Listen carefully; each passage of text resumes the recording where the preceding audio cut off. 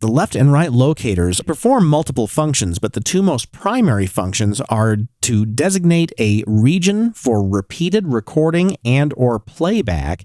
They also define a region for the beginning and ending of an audio mixdown, also known as rendering. So let me show you how to set the locators and how to use them. The locators themselves can be found on the timeline, but as you'll remember from a previous video, the timeline itself has an upper region and a lower region, and it's the upper region where you place the left and right locators. You'll notice that when you hover your mouse over the top of that locator bar, then it turns your pointer into a pencil tool. That allows you to draw in the region for the left and right locators. For example, if I wanted to put the locators here at measure number 5 because I wanted to pick up the recording in this project at measure 5, then I could click and drag a region across between, let's say, measure 5 and through 6, and then lift off my mouse button. You'll see that there's now this gray area drawn in with the position of the left locator on the left-hand side and the right locator on the right-hand side. You'll also notice that they actually snapped right to the beginning of measure 5 and the end of measure 6, and that's because I have the snap control turned on. The keyboard shortcut for snap is J, but if I turn that off and then redrew a region, you can see that I can place the beginning and ending points of the left and right locators anywhere I want to on that timeline. So if you are recording in a musical sense, it would be better to turn the snap on, as well as set the grid type to bar. That way you can click and drag a region right around the measures that you want. And now if you hover your mouse over that bar, you'll see that it turns into a hand. That allows you to move the location of the locators all at once, but maintain their distance from one another.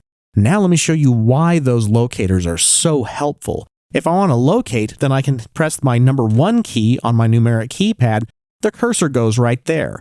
And then I could do some recording on that track at that position, and then stop the recording, and then to wind back and listen to that new segment, type the number 1 key and press enter. So it's really easy to stop, locate, record, or play back for that matter, but then do a new recording, hit 0 for stop, and then hit the left locator again. So since most songs are recorded in segments, in other words, they're not recorded track by track from the very beginning of the project through to the very end of the project, this allows you to set up regions in which to record and play back. You can also place the locators by using the keyboard shortcuts. So on a Windows-based PC, if I hold down the Control key and then click on that timeline, it moves the left locator. Conversely, if I hold down the Alt key and then click on that timeline, it will move the right locator. Or if you're on a Mac computer, holding the Alt key and clicking on the locator bar will move the left locator. Holding the Command key down will place the position of the right locator. And the other thing that the locators do is establish where you're going to export your project or how long you're going to export it.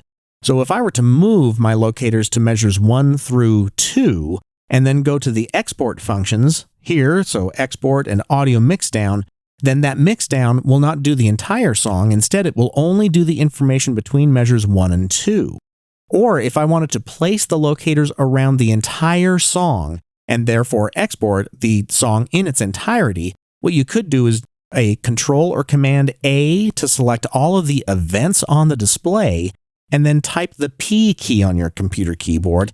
That will place the left locator at the very beginning boundary of the leftmost track, and place the right locator at the outer boundary of the longest rightmost track. Then when you perform your audio export, it will do the entire project. Next, let's talk about the metronome.